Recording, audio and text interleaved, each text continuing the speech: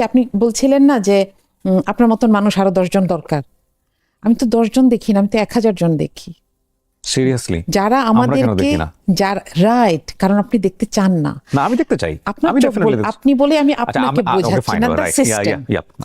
কারণ এই মানুষগুলো আমাদেরকে সেই কত বছর, 7-8 বছর বয়স বা 12-13 বছর বয়স, আমাদের তো গ্রুপ প্রোগ্রাম হতো, আমাদেরকে আধা ঘন্টা সময় দেওয়া হতো, তোমরা একটা কালচারাল প্রোগ্রাম রেডি করো। আমরা স্ক্রিপ্ট লিখতাম, কে উপস্থাপনা করবে সেটা রেডি করতাম, কে অভিনয় করবে সেটা রেডি করতাম, কে গান গাইবে সেটা রেডি করতাম, all within Islamic cultural system, Islamic cultural practice. আমি এভাবে বড় হয়েছি, এই ট্রেনিংয়ের মধ্য দিয়ে বড় হয়েছি, এবং ঢাকার সবগুলা বড় বড় অডিটোরিয়ামে প্রোগ্রাম করেছি। ওসমানী বলেন, ইঞ্জিনিয়ার্স ইনস্টিটিউশন বলেন, মহানগর নাট্যমঞ্চ বলেন। কিন্তু মানুষ আমাদেরকে জানে না। এখানে আমাদের কিছু দোষ আছে। কেন মানুষ আমাদেরকে জানে না? এটার দোষটা হচ্ছে অনেক সময় আমরা বাইরে ব্যানার লাগাতে ভয় পেয়েছি। ওকে, হ্যাঁ, কারণ হচ্ছে এটা মেয়েদের প্রোগ্রাম, এখানে অনেক ধরনের ঝামেলা হতে পারে। আপনি জানেন মগবাজারে জামাত ইসলামের যেটা কেন্দ্রীয় অফিস, সেখানে অনেকদিন কোনো ছিল না, নাম ছিল না। এরপরে মনে হয় 91-এর নির্বাচনের পরে সেখানে নাম লাগানো হলো, আবার তো সেটা 10-এ আবার সরে ফেলাতে হয়েছে, এবং সারা দেশে কোথাও কোনো নাম দিয়ে কেউ কাজ করবে এরকম ছিল না।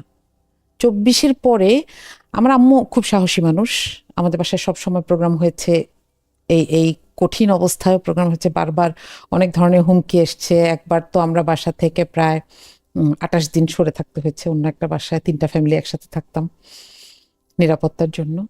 তো আম্মু সবসময় বলতেন যে আমার বাসায় যা হওয়ার হবে, আল্লাহ যা করার করবেন। 24-এর পরে যেদিন প্রথম প্রোগ্রাম হয়, তো সেদিন আম্মু বলছে আজকের জুতা ঘরে নিয়ে আসতে হবে না, বাইরে রাখা যাবে।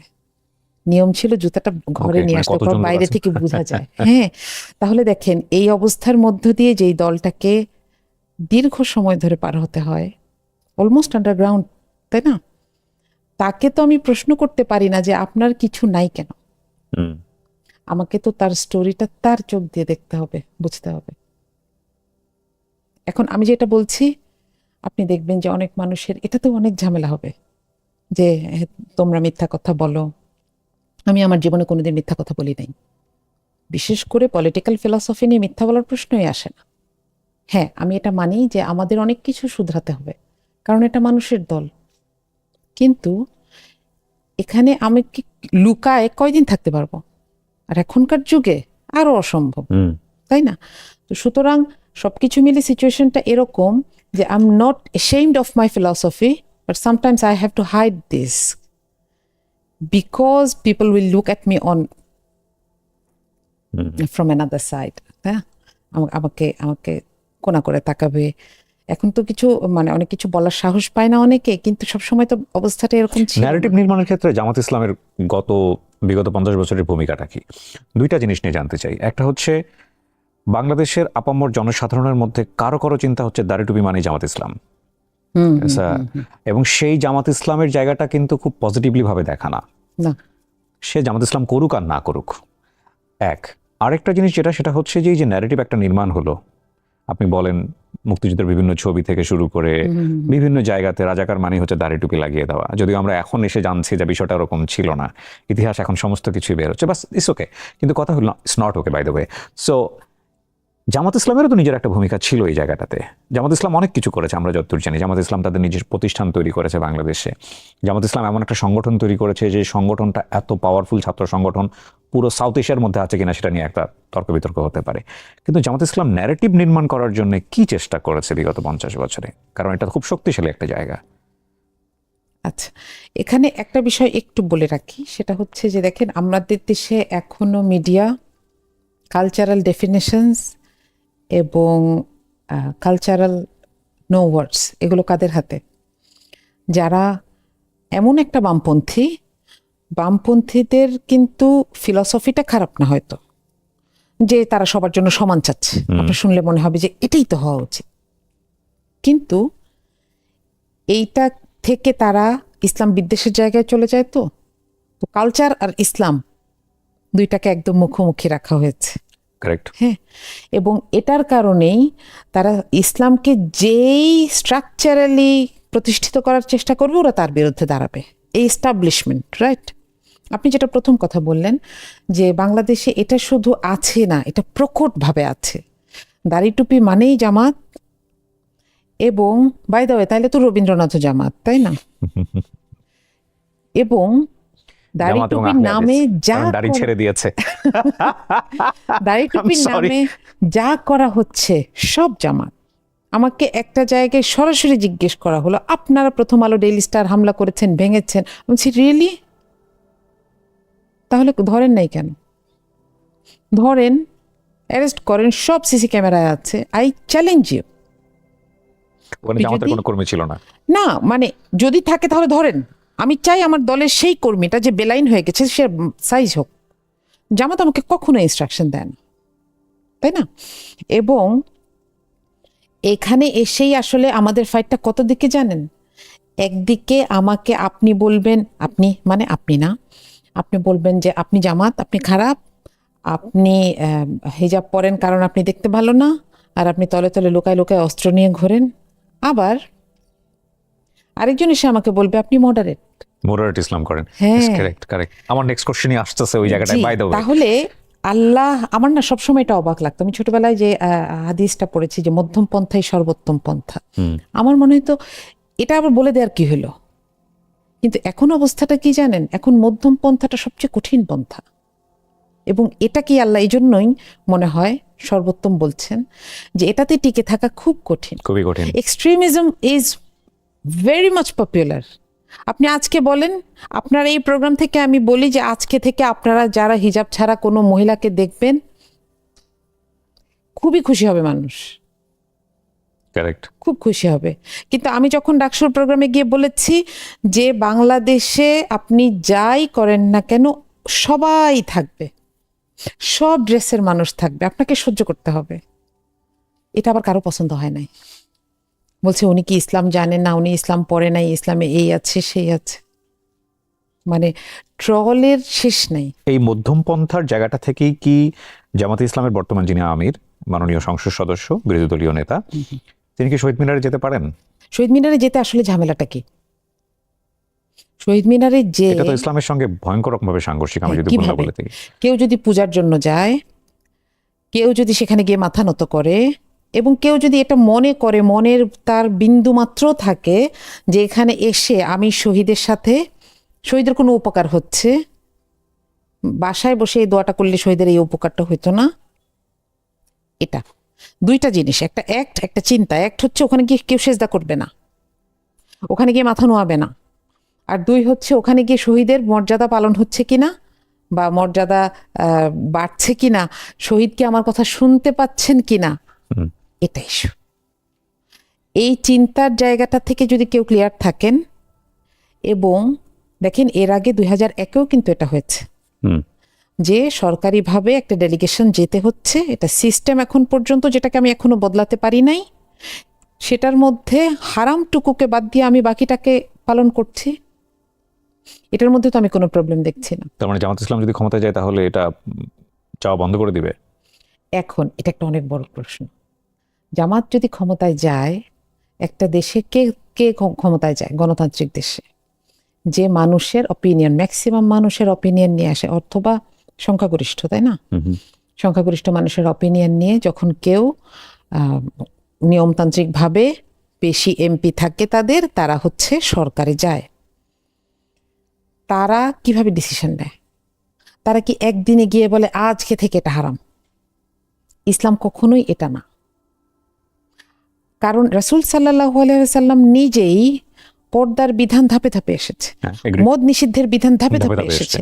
তাহলে আমার কাছে তো কোনো দলিল নাই যে আমি ডে ওয়ানই বলবো আজকে থেকে আমরা শহীদ মিনারে কেউ যাবে না, কেউ গেলে শেষ, এটা তো বলবে না কেউ। সম্পর্ক প্রশ্ন আরেকটা চলে আসে তাহলে। তার মানে জামাত ইসলাম কি কাইন্ড অফ শরিয়া আইনের দিকে যাওয়ার প্রথম ধাপ, বা আমরা জামাত ইসলামের মাধ্যমেই আস্তে আস্তে ওইদিকে যাব, বিষয়টা কিরকম দাঁড়ায়? শরিয়া আইন খুব সুন্দর দুইটা নীতিমালার উপর দাঁড়িয়ে আছে। একটা হচ্ছে মাসলাহা, মানুষের কল্যাণ, আরেকটা হচ্ছে শরিয়া, তাই না? যে শরীয়তের যে স্ট্রাকচারাল জিনিসগুলো, এগুলোকে প্রয়োগ করে, এবং এই স্ট্রাকচারাল জিনিসের মধ্যে অনেক সৌন্দর্য আছে। শরীয়তের মূল কাজ হচ্ছে দুইটা। রাসূল সাল্লাল্লাহু আলাইহি সাল্লাম যে কোনো জায়গায় যখন কোনো সাহাবীকে প্রশাসক হিসেবে পাঠাতেন, তাকে কিছু আদেশ দিতেন, এবং এগুলো এত সুন্দর, আপনার শুনলে মনে হবে যে ইসলামের চাইতে সহজ কোনো ফিলসফি কোনো প্রশাসক কখনো আসতে পারে না। উনি বলতেন মানুষের কথা শুনবা, এবং এটা খুব বিখ্যাত একটা হাদিস যে সহজ করবা, কঠিন করবা না, সুসংবাদ দিবা, বীতশ্রদ্ধ করবা না। এবং এই কারণে সাহাবীরা একজন খুব সুন্দর বক্তৃতা করতেন, তো তার এলাকার লোকজন এসে বলছে আপনি প্রত্যেক দিন করেন, উনি বলছেন না আমার অনুমতি নাই, তোমরা বীতশ্রদ্ধ হয়ে যাবে একটা সময়। কি সুন্দর, তাই না? এই সিস্টেম যদি কারোর কাছে থাকে তাহলে সে লাইনের বাইরে তো চাইলেও যেতে পারবে না। শরিয়া আইন বলে আমাদেরকে কি বলা হয় জানেন? আমি সোজা কথায় বলি, আফগানিস্তানের কথা বোঝানো হয়, যেখানে আফগানিস্তান নিজেই এই সূত্রটা সবসময় মানে নাই, তারা বীতশ্রদ্ধ করেছে। নইলে তাদের যখন অল্প সময় তাদের শাসন ছিল না, মানুষ এরকম দলে দলে মেয়েরা বের হয়ে সিনেমা হলে যেত না। কারণ মানুষের নেচার এটা, তাকে যখন কেউ একটা জিনিস চাপিয়ে দেয় তার মনে ঠিক অপোজিটটার প্রতি ভালোবাসা তৈরি হয়। কারেক্ট। শরীয়ত চাপিয়ে দেওয়ার জিনিস না। আমি শরিয়া আইন শব্দটা ইসলামী শরীয়তে কোথাও দেখি না। আমি ইসলামের আইন চাই, জামাত ইসলামের আইন চায়, এবং জামাত কি এটা লুকিয়ে চায়? না, জামাত সরাসরি বলে যে আল্লাহর আইন চাই, সৎ লোকের শাসন চাই, কিন্তু একদিনে চাই না। জামাতের প্রতিষ্ঠানগুলোতেও আপনি দেখবেন যারা জামাতের নেতা বা জামাতকে পছন্দ করেন তারাই তো এই প্রতিষ্ঠানগুলো তৈরি করেছেন। এগুলোতে কি সাধারণ মানুষ যারা পর্দা করেন না বা দাঁড়িয়ে রাখেন না তারা চাকরি করছেন না? করেন নাই। কেউ কি কোনোদিন এসে বলেছে যে আমাকে, এখন আমি কিছু ফেক আইডির পোস্ট দেখি যে আমি ইসলামী ব্যাংকে চাকরি করি, আমাকে জামাতের লোকজন অনেক কষ্ট দেয়, আমার জিজ্ঞেস করতে ইচ্ছা করে বাবা তুমি তাহলে বের হও না কেন? জামাত ইসলামী খারাপ, জামাত ইসলামের লোকজন খারাপ, খালি ওদের পয়সাটা মজা। Why don't you change your job? তাই না? তো আমাদেরকে কর্পোরেটে সারাক্ষণ শুনতে হয় যে আপনি পছন্দ করছেন না, চলে যান, আপনাকে তো কেউ এখানে বেঁধে রাখে নাই। এবং এইসব জায়গাগুলোতে যেটা হয়, ইসলামী রাষ্ট্রের দায়িত্ব এটা, সেটা হচ্ছে সে স্ট্রাকচারগুলোকে ঠিক করবে। আপনি কি পড়বেন এটা বলার চাইতে ইসলামী রাষ্ট্রের দায়িত্ব হচ্ছে যে যেটাই পড়ুক সে যেন নিরাপদে থাকে। নাম্বার 1, নিরাপত্তা দিবে। দ্বিতীয়ত হচ্ছে মাসলাহা, যেটা বললাম আপনাকে, মানুষের কল্যাণ যেন হয় সেরকম একটা সিদ্ধান্ত নেবে।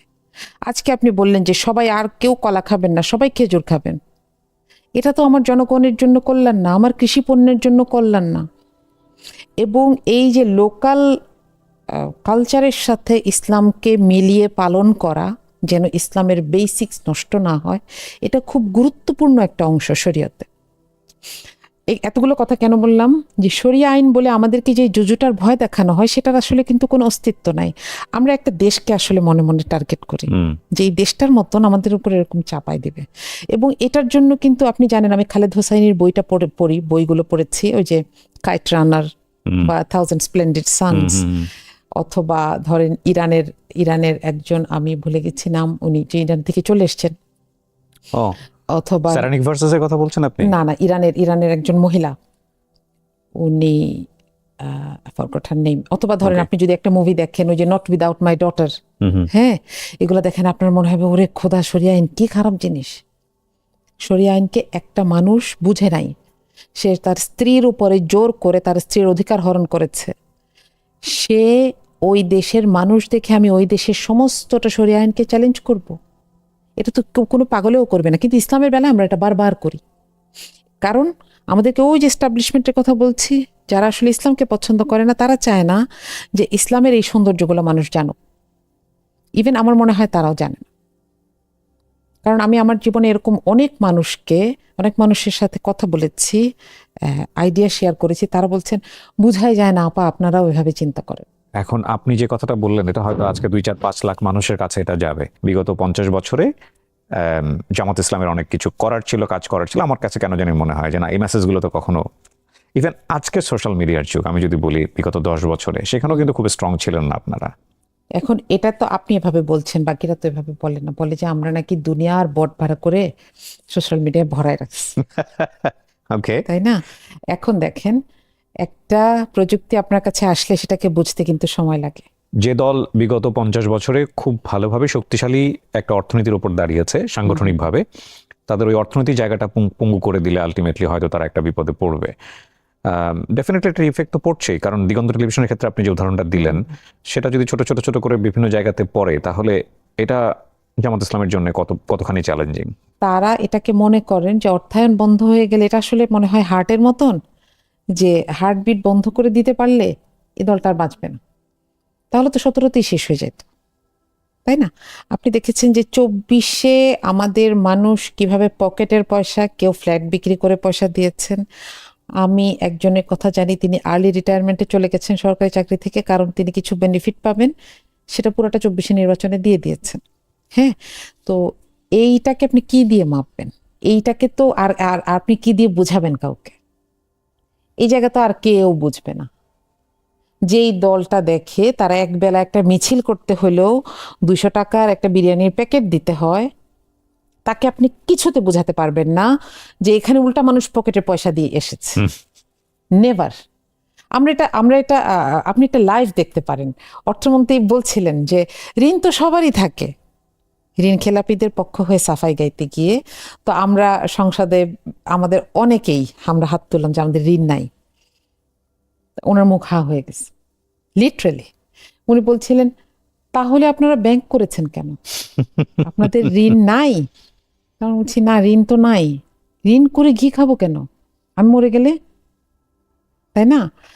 এবং এগুলার কথা যখন আমি বলি তখন আমি রিয়েল গ্রাউন্ডে দাঁড়িয়ে কথা বলি, কারণ আমার সমস্ত তথ্য এখন আপনি দেখতে পারবেন, চেক করতে পারবেন। আমাকে এই সংগঠন শিখায় তোমার জায়গাটা, তোমার কাজটা তোমার জায়গা থেকে সুন্দর করে করো, এবং পরের বছর আমাকে আবার আরেকটা জায়গা দেওয়া হবে। এবং এই গতিশীলতাটা সংগঠনের এত সুন্দর একটা জিনিস যে এখানে লিডারশিপের প্রতি কারোর কোনো লোভ তৈরিই হয় না, কারণ এখানে লিডারশিপে গেলে লস। এখানে যখন স্ট্যান্ডার্ড বাড়ে, আমরা এটাকে বলি সাংগঠনিক মান বাড়ে, তখন বেতনের পার্সেন্টেজ বাড়ে। একটা সময় গিয়ে 5% মান্থলি দিয়েই দিতে হচ্ছে, নাহলে দল চলবে কি করে? চাঁদাবাজি করবে?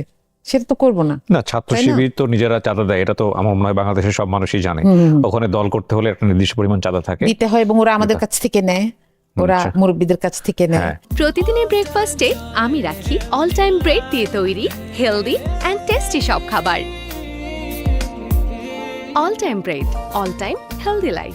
গুপ্ত শব্দটা কাদেরকে বলা হলো আসলে? আজকাল তো অনেক প্রো বিএনপি প্রো অ্যাক্টিভ লোককে অনেক সময় গুপ্ত কথা বলতে শুনি। আওয়ামী লীগকেও তো আমি জানি না বলা হয় কিনা। আচ্ছা, আওয়ামী লীগ বললে আবার আগে নিষিদ্ধ শব্দটা লাগাতে হবে তো জি, ডেফিনেটলি। আমি এটার জন্য আপনার প্রোগ্রামের মাধ্যমে স্বরাষ্ট্রমন্ত্রীকে একটা থ্যাঙ্কস দিতে চাই। সেটা হচ্ছে যে উনি এই ইট ওয়াজ আ বোল্ড অ্যাক্ট, approach-টা ডেফিনেটলি অনেক পছন্দ করছে সবাই। এবং এই আত্মবিশ্বাসটা না এরকম একটা জায়গা থেকে জাতির মধ্যে আসা দরকার। নিষিদ্ধকে নিষিদ্ধ বলতেও সাহস লাগে, নিষিদ্ধকে নিষিদ্ধ বলতেও স্ট্রাকচার লাগে, রাইট? ঠিক আছে, আপনার প্রশ্নটা করেন। ওকে, সো গুপ্ত শব্দটা নিয়ে আপনার যদি কিছু বলার থাকে, আমি আসলে কোনো দিকে নিতে চাই না, আমি জাস্ট গুপ্ত শব্দটাই আপনার উপরে প্রশ্ন হিসেবে দিলাম। জি, গুপ্ত আসলে এখানে একটা মজার জিনিস আছে। আমার একটা পার্সোনাল টেক হচ্ছে, দেখেন কিছু করলেই শেখ হাসিনা বলতো না রাজাকার। কেউ তার বিরুদ্ধে মিছিল করেছে, 18-তে বাচ্চারা মিছিল করছে, সে বলেছে এগুলো সব রাজাকার। এবং সেটার তো ফিডব্যাক ভয়ঙ্কর রকম ভাবে আসলো। And that word just vanished her. এমন ভ্যানিশ, সে একটা ভিডিও কলেও কিন্তু কারোর সাথে আসে না। আমি জানি না উনি জীবিত কিনা, আই এম কনফিউজড। হ্যাঁ, আপনার এই বক্তব্য শুনে হয়তো আসতে পারে যদি শোনেন তিনি। হ্যাঁ, এটা হ্যাঁ, আমাদের তো দেখতে ইচ্ছা করে, তাই না?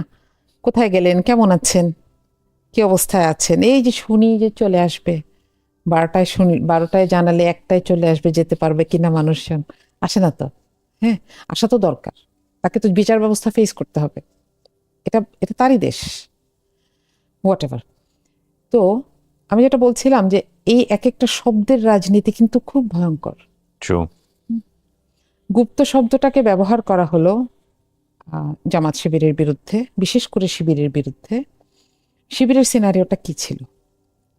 শিবিরের সিনারিওটা ছিল, আপনি দেখেন আমার ক্যাম্পাসে আবরার ফাহাদ, ওকে যখন মেরে ফেলা হইল, ও তো শিবিরের ছিল না, কিন্তু ওকে মেরে ফেলা হলো কেন? শিবির সন্দেহে।